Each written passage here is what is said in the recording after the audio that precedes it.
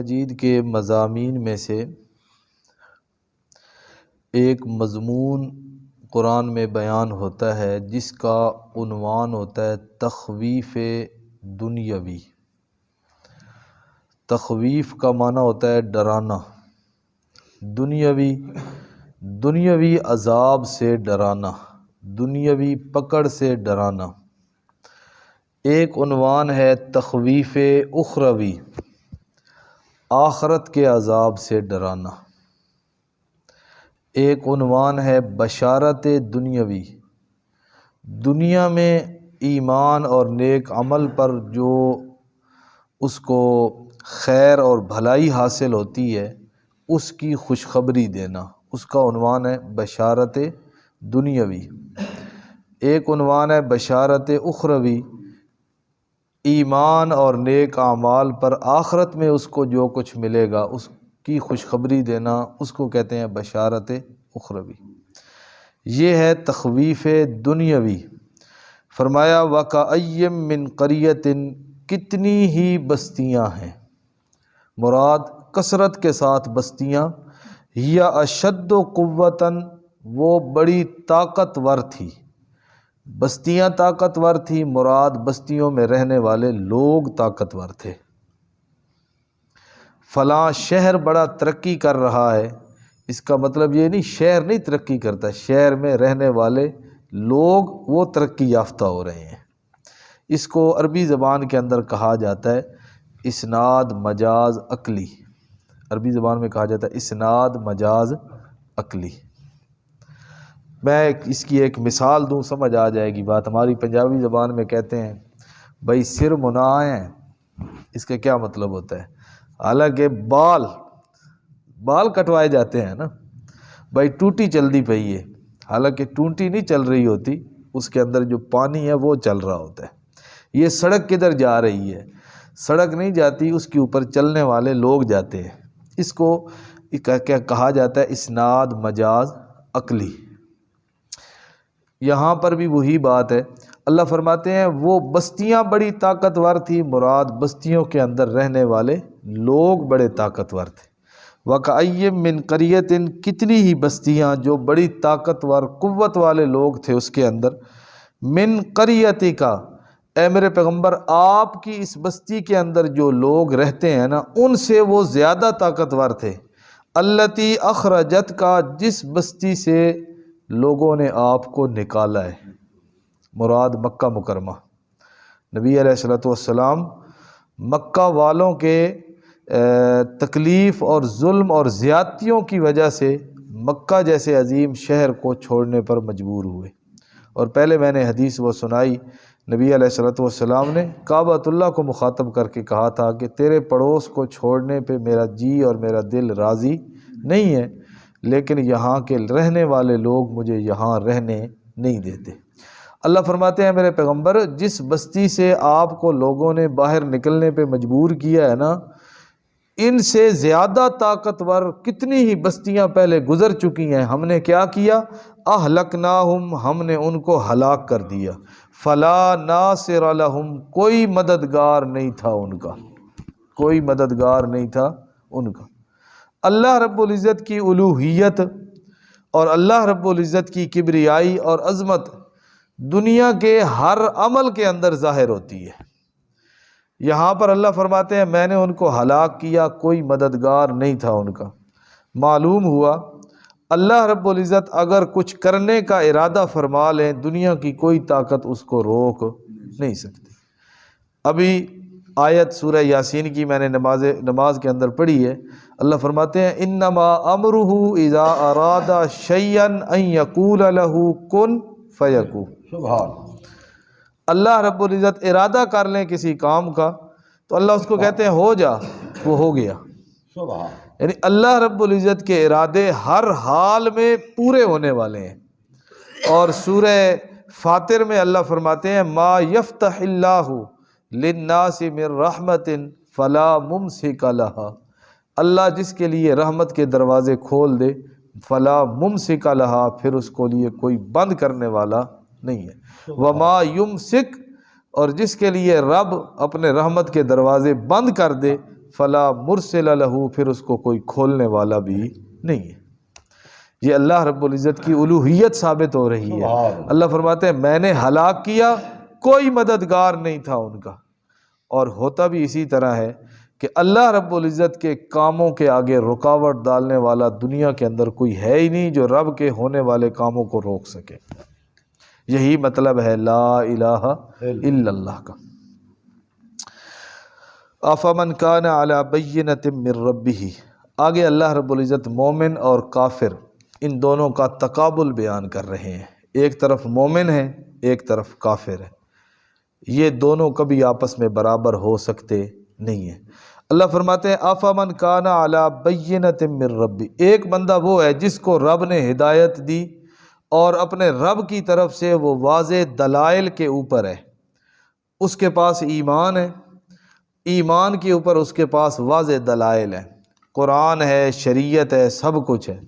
کمن زین لہ سوء عملہ، کیا یہ ہو سکتا ہے اس بندے کی طرح کہ جس کے سامنے اس کے برے اعمال شیطان نے خوبصورت کر کے بنائے، واتبعوا اہواءہم، اور اپنی خواہشات کے پیچھے چل رہا ہے؟ کیا یہ دونوں ایک جیسے ہو سکتے ہیں؟ یقیناً نہیں ہو سکتے۔ ایک وہ ہے جو اللہ رب العزت کی طرف سے اتارے گئے دلائل اور براہین کی وجہ سے اپنے ایمان پر پکا ہے، اپنے عقیدے اور اپنے نظریے پر پختہ ہے، اور وہ اپنے آپ کو حق پر سمجھتے ہوئے ثابت قدم ہے ایک عقیدے اور نظریے پر۔ اور دوسری طرف وہ بندہ ہے کہ جس کے سامنے شیطان نے اس کے برے اعمال کو خوبصورت کر کے پیش کیا اور وہ اپنی خواہشات کے پیچھے لگا ہوا ہے، اس کو حق اور باطل کی کوئی تمیز نہیں ہے، سچ اور جھوٹ کا کوئی فرق نہیں ہے اس کے پاس۔ اللہ فرماتے ہیں کیا یہ دونوں برابر ہو سکتے ہیں؟ قطعاً برابر ہو سکتے نہیں ہیں۔ جس طرح یہ دونوں اپنے عقیدے اور نظریے اور فکر کے اعتبار سے برابر نہیں ہے نا، اسی طرح یہ دونوں اللہ رب العزت کے ہاں انجام کے اعتبار سے بھی برابر نہیں ہے۔ پہلی آیت میں اللہ تعالیٰ نے ان کے عقیدے اور فکر کا تقابل بیان کیا، دوسری آیت میں اللہ تعالیٰ ان کا انجام بیان کرتے ہیں کہ دونوں کا انجام بھی برابر نہیں ہے۔ مثلا اللہ فرماتے ہیں مثل الجنت التی وعد المتقون، متقین کے ساتھ جس جنت کا وعدہ کیا گیا ہے نا، وہ جنت کیسی ہے؟ فیہا انہار، اس کے اندر نہریں ہیں، من ماء، پانی کی، غیر آسن، جس پانی کا ذائقہ یا جو پانی خراب ہونے والا نہیں ہے۔ پانی بھی ایک جگہ پہ پڑا رہے نا تو وہ بھی خراب ہو جاتا ہے، لیکن اللہ رب العزت فرماتے ہیں جنت کے اندر جو نہریں ہیں ان نہروں کا پانی خراب ہونے والا، بدبودار ہونے والا نہیں ہے۔ دوسری وَأَنْهَارٌ مِّن لَبَنٍ، اور جنت کے اندر نہریں ہیں دودھ کی، لم یتغیر طعمہ، جن کا ذائقہ کبھی نہیں بدلے گا۔ دنیا میں دودھ اللہ تعالیٰ کی بہت بڑی نعمت ہے۔ قرآن مجید میں اللہ رب العزت فرماتے ہیں لبناً خالصاً سائغا للشاربین، بڑا یہ پینے والوں کے لیے لذت اور فرحت اور سرور کا باعث ہے۔ دنیا میں بھی بہت بڑی نعمت ہے، لیکن جنت کے اندر جو دودھ اور دودھ کی نہریں ہوں گی، دنیا کا دودھ اس کا مقابلہ کر سکتا نہیں ہے۔ لیکن دنیا کا دودھ کچھ وقت کے بعد خراب ہو جاتا ہے پڑا رہے تو، لیکن جو جنت کے اندر دودھ کی نہریں ہوں گی لم یتغیر طعمہ، خراب ہونا تو دور کی بات، اس کا ذائقہ بھی تبدیل نہیں ہوگا۔ دنیا میں تو ہے نا، تازہ دودھ اس کا اور ذائقہ ہے، اس کو گرم کر لو اس کا ذائقہ اور ہے، اور زیادہ گرم کر لو اس کا ذائقہ پھر اور ہو گیا، پھر پڑا رہے پھر خراب ہو گیا تو پھر اس کا ذائقہ بدل گیا، بالکل خراب، بالکل دودھ ہی خراب ہو گیا۔ اللہ فرماتے ہیں جو جنت کے اندر دودھ کی نہریں ہیں، دودھ کا خراب ہونا تو درکنار، اس کا ذائقہ بھی نہیں بدلے گا۔ تیسری چیز وَأَنْهَارٌ مِّن خَمْرٍ، نہریں ہوں گی شراب کی، لذت للشاربین، جو پینے والوں کے لیے محض لذت اور سرور کا باعث ہوں گی۔ دنیا کی شراب بدبودار، دنیا کی شراب جس سے انسان کی عقل زائل ہو جاتی ہے، لیکن جو جنت کے اندر اللہ رب العزت نے اہل ایمان کے لیے شراب اور شراب کی نہریں اللہ نے بنائی ہوئی ہیں نا، اس کے اندر کیا ہے؟ لا یصدعون عنہا ولا ینزفون، وہاں پر اس کے پینے کے بعد انسان کی عقل زائل نہیں ہوگی۔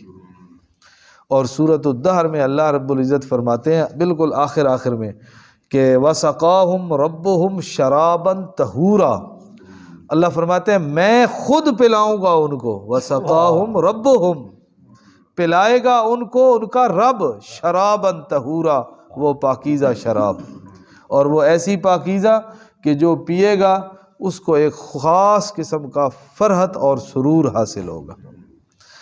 اور چوتھی چیز وَأَنْهَارٌ، اور جنت کے اندر نہریں ہیں من عسل، شہد کی، مصفیٰ، جو بالکل صاف ستھرا، اس کے اندر کسی چیز کی ملاوٹ نہیں ہے۔ دنیا میں تو شہد ہے نا، اتنا خالص شہد ہے کہ بھائی میں نے اپنے ہاتھوں سے بنایا، بالکل خالص شہد ہے، لیکن جو شہد جنت کے اندر ہوگا نا مصفیٰ، اس کے اندر کسی کی چیز کی ملاوٹ نہیں ہوگی۔ وہ ہمارے ایک مولانا صاحب ہے، وہ کہتے ہیں بھائی یہ عیسیٰ خیل کی طرف سے اوپر جاؤ نا تو وہاں خالص شہد ملتا ہے، خالص اپنے ہاتھوں کا بنایا ہوا، خالص اپنے ہاتھوں سے بنایا ہوا شہد۔ تو لیکن جنت کے اندر جو شہد کی نہریں ہوں گی مصفیٰ، بالکل صاف ستھری، اس کے اندر کسی چیز کی ملاوٹ نہیں ہوگی۔ اللہ فرماتے ہیں وَلَهُمْ فِيهَا، یہ تو ہے نا نہریں، اور یہ بھی نہیں ہے، حدیث میں آتا ہے کہ جنتیوں کا جہاں پر قیام ہوگا نا، جنتیوں کا جہاں پر قیام، اور ان کے جو گھر اور ان کے جو محلات ہوں گے، یہ نہیں ہے کہ شہر میں ایک جگہ پہ نہر بہہ رہی ہے اور سارے آتے ہیں، وہ ہر کسی کے دروازے سے وہ نہر گزر رہی ہوگی، کسی کو چل کے جانے کی ضرورت بھی نہیں پڑے گی، بلکہ حدیث میں آتا ہے اللہ کے پاک پیغمبر فرماتے ہیں کہ جو وہاں پر پھلدار درخت ہوں گے، ان درختوں کے اوپر لگا ہوا پھل جنتی آدمی خواہش کرے گا، وہ اس پھل کی وہ جو اوپر کی ٹہنی پہ ہے، وہ ٹہنی جھک کے اس کے سامنے آ جائے گی، اور وہ بندہ پھل توڑے گا، ادھر وہ توڑے گا، ادھر اس جگہ پہ نیا پھل پھر خود بخود لگ جائے گا۔ یہ ہے وَلَهُمْ فِيهَا مِن كُلِّ الثَّمَرَاتِ، ان کے لیے اس جنت میں من کل ثمرات، ہر قسم کے پھل ہوں گے۔ اللہ فرماتے ہیں ان ساری چیزوں سے بڑھ کر جو چیز ہے وہ مغفرۃ من ربہم، رب کی طرف سے مغفرت اور معافی کا اعلان ہوگا۔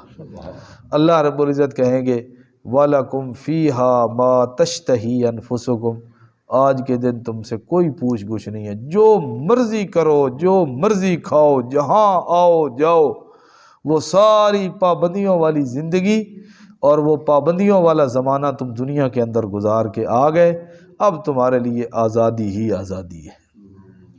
اللہ فرماتے ہیں ایک طرف انجام ہے یہ متقی کا، کمن، جس کو یہ جنت مل گئی اور جنت کی یہ نعمتیں مل گئیں، کمن، کیا یہ اس آدمی کی طرح ہو سکتا ہے، خالد فی النار، جو ہمیشہ ہمیشہ رہنے والا ہے جہنم کے اندر۔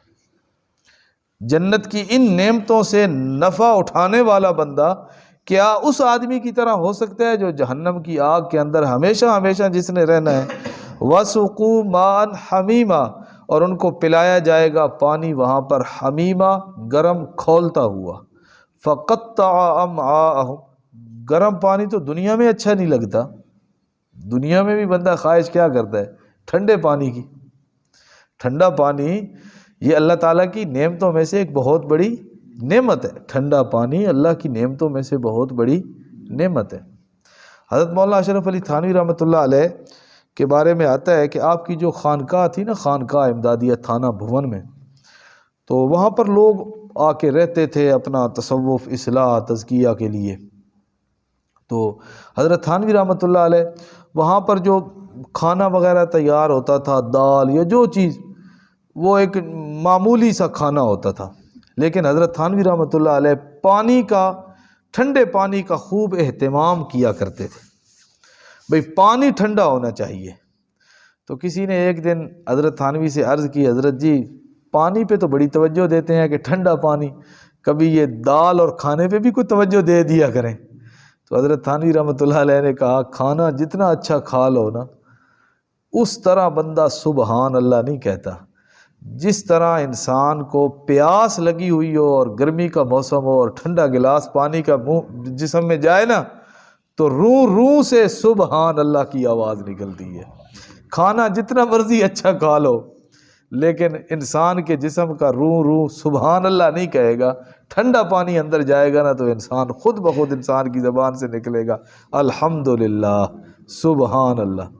اور اس چیز کا تجربہ ہوتا ہے صحیح جب گرمیوں کے روزے ہو اور سارا دن بندہ بھوکا پیاسا ہو اور انتظار میں بیٹھا ہو کہ ادھر سے اللہ اکبر کی آواز آئے، اور اس وقت جب انسان پانی پیتا ہے تو انسان کے جسم کا ایک ایک بال بھی اللہ تعالیٰ کی حمد اور ثنا کرتا ہے۔ اسی لیے نبی علیہ السلام نے فرمایا نا للصائم فرحتان، روزے دار کو دو خوشیاں ہیں، روزے دار بندے کے لیے دو خوشیاں۔ پہلی خوشی فرحت عند الافطار، پہلی خوشی تو ہے افطاری کے وقت، پہلی خوشی تو ہے افطاری، سارا دن انسان بھوکا پیاسا رہتا ہے اور اس وقت جو انسان کھاتا ہے پیتا ہے اس کی لذت اور اس کا سرور ہی الگ ہے، ایک یہ۔ اور دوسرا وفرحۃ عند لقاء ربہ، جس طرح ساری دن کی محنت مشقت پیاس بھوک گرمی تھکاوٹ، اس کے بعد جب انسان شام کو پانی پیتا ہے نا، دن کے وقت کیفیت یہ ہوتی ہے، بالخصوص عصر کے بعد گرمی کا روزہ ہو، کیفیت یہ ہوتی ہے بندہ اتنا کمزور اور تھکا ہوا ہوتا ہے، بندہ کہتا ہے بس کل نہیں روزہ رکھنا، یعنی بندے کا ایک اپنا فطرت ہوتی ہے، تھک جاتا ہے۔ لیکن جب شام کو بندہ روزہ افطار کرتا ہے نا تو دن کی ساری تھکاوٹیں بھول جاتی ہیں، وہ ساری بھوک پیاس ہر چیز بھول جاتی ہے، اور افطار کے بعد پھر بندہ نئے سرے سے جوان ہو جاتا ہے، پھر بندہ تیار ہو جاتا ہے اگلے دن کے روزہ رکھنے کے لیے۔ اللہ نبی علیہ السلام فرماتے ہیں اسی طرح فرحۃ عند لقاء ربہ، قبر اور قبر میں گزرا ہوا ایک طویل زمانہ، پھر میدان محشر اور میدان محشر کی گرمی اور سختی، اور پھر حساب کتاب کا وقت، اور پھر پل صراط، اور پھر یہ ہزاروں سال کا یہ ایک طویل دورانیہ مومن بندہ جب گزار کے اپنے روزے کی وجہ سے، روزے دار ہونے کی وجہ سے رب کی ملاقات کرے گا نا تو پچھلی ساری تھکاوٹیں بھول جائے گا۔ جس طرح افطاری کے وقت دن بھر کی تھکاوٹوں کو بندہ بھول جاتا ہے نا، اسی طرح روزے دار بندے کو جب رب کی ملاقات نصیب ہوگی تو وہ ہر چیز کو کیا کر دے گا، بھلا دے گا، اس کو کہے گا پتہ نہیں میدان محشر کی بھی گرمی تھی یا نہیں تھی، وہاں پر سورج سوا نیزے پہ تھا یا نہیں تھا۔ جب رب کی ملاقات ہو گئی تو پھر ہر چیز، اس کی سختی، اس کا وہ گرمی، ہر چیز کو وہ انسان بھلا دے گا۔ تو اللہ فرماتے ہیں وَسُقُوا مَاءً حَمِيمًا، بات تو چلی تھی ٹھنڈے پانی سے، ان کو جہنم کے اندر ایک جہنم کی گرمی، پھر اوپر سے جو پانی پلایا جائے گا وہ پانی بھی گرم کھولتا ہوا، اور کتنا کھولتا ہوا، اللہ فرماتے ہیں فَقَطَّعَ أَمْعَاءَهُمْ، وہ کاٹ دے گا ان کے جسم کے اندر انتڑیوں کو، اتنا گرم کھولتا ہوا پانی کہ جب ان کے جسم کے اندر جائے گا تو ان کی انتڑیاں کٹ جائیں گی اور ان کو تکلیف ہوگی۔ اللہ تعالیٰ پھر دوبارہ نئے سرے سے ان کے جسم کے اندر وہ بنا دے گا سارے اعضاء، پھر وہ پئیں گے، پھر وہ جل جائیں گے، پھر پئیں گے، پھر جل جائیں گے۔ قرآن نے کہا کلما نضجت جلودہم بدلناہم جلودا غیرہا لیذوقوا العذاب، ایک مرتبہ چمڑا جلا اللہ تعالیٰ پھر نیا پیدا کر دے گا، پھر جلے گا، پھر نیا، یہ سلسلہ اسی طرح چلتا رہے گا۔ اللہ فرماتے ہیں کیوں؟ لیذوقوا العذاب، تاکہ وہ عذاب کو چکھتے رہیں۔ اللہ تعالیٰ ہم سب کو محفوظ فرمائے، اللہ تعالیٰ ہم سب کو جہنم کے عذاب سے محفوظ فرمائے، اللہ تعالیٰ ہم سب کو جہنم کی گرمی اور اللہ اپنے غضب اور ناراضگی سے ہم سب کو محفوظ فرمائے۔ جہنم کا ایک چکر صرف لگ جائے نا، صرف ایک چکر، یہی چیز ہی ہماری برداشت سے باہر ہے۔ ہم دنیا کی آگ کو برداشت نہیں کر سکتے، جہنم کی آگ کو کیسے برداشت کر سکتے ہیں؟ وہ کسی اللہ والے آدمی کا واقعہ ملتا ہے نا کہ کوئی عورت ورغلانے کے لیے ان کے حجرے میں آ گئی ان کے پاس، اور انہیں آ کے دعوت گناہ دینے لگی نا، تو انہوں نے کہا ٹھہر میں تیری بات کا جواب دیتا ہوں۔ تو جو چراغ جل رہا تھا نا کمرے کے اندر، چراغ، اس کی جو لو تھی اس کے اوپر انہوں نے اپنی انگلی ایسے کر دی، اور انگلی نے جب اس آگ کی حرارت کی وجہ سے جب گوشت نے جلنا شروع کیا نا تو وہ دو باتیں انہوں نے کہی۔ ایک بات یہ کہی اپنے نفس کو مخاطب کر کے کہ چکھ، تو نے ہی مجھے دل میں اس بات کی طرف متوجہ کیا ہے، اب چکھ مزہ۔ اور دوسری بات انہوں نے یہ کی، اگر اس دنیا کی آگ کو تو برداشت کر سکتا ہے تو پھر تو جہنم کی آگ بھی برداشت کر لے گا۔ اگر تجھ سے دنیا کی آگ برداشت نہیں ہوئی جاتی تو پھر یہ گناہ کر کے تو جہنم کی آگ کو کیسے برداشت کرے گا؟ تو نبی علیہ السلام کا معمول تھا، آپ صلی اللہ علیہ وسلم کا، کہ جب قرآن مجید کی آپ تلاوت فرماتے اور اس قسم کی آیات آتی جن کے اندر جہنم اور جہنم کی سزاؤں کا ذکر ہے، تو نبی علیہ السلام فرمایا کرتے تھے، یا اللہ ہم تیری پناہ کے اندر آتے ہیں ان عذابوں سے، اللہم انی اعوذ بک من نار جہنم، یا اللہ ہم تیری پناہ کے اندر آتے ہیں جہنم کی آگ سے۔ نبی علیہ السلام دعا کیا کرتے تھے، اعاذنا اللہ منہا، یا اللہ ہمیں جہنم کی آگ سے بچانا۔ حالانکہ اللہ کے پاک پیغمبر صلی اللہ علیہ وسلم تو معصوم ہیں، آپ کے ذمہ تو کوئی گناہ، کوئی غلطی، کوئی قصور ہے ہی نہیں، لیکن نبی علیہ السلام نے یہ کیوں لفظ بولے؟ اپنی امت کو سمجھانے کے لیے کہ تم یوں کہا کرو، جب بھی جنت کا تذکرہ ہو تو کہا کرو یا اللہ ہمیں بھی اس جگہ میں داخل کرنا، اور جب جہنم کا تذکرہ ہو تو پھر کہا کرو یا اللہ ہمیں اس عذاب اور اس تکلیف اور اس دکھ سے ہماری حفاظت فرمانا۔ اللہ پاک عمل کی توفیق۔